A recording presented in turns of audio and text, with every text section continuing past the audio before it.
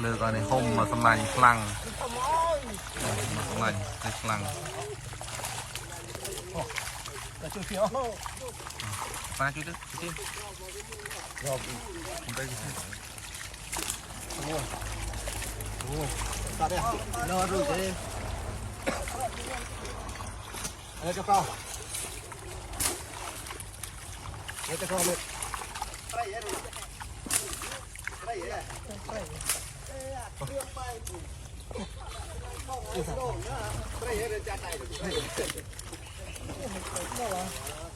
ว้าติดลาบเลยเราพวกนี้ดึงกันเนาะจะติดกันโอ้ได้เครื่องจริงยัง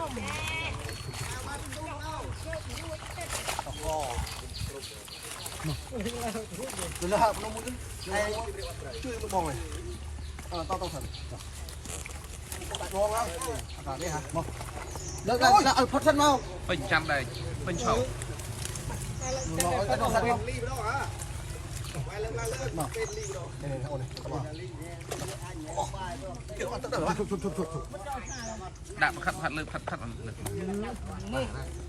มันอะไรจับสั้นมันสักเนี่ยกินได้จับสั้น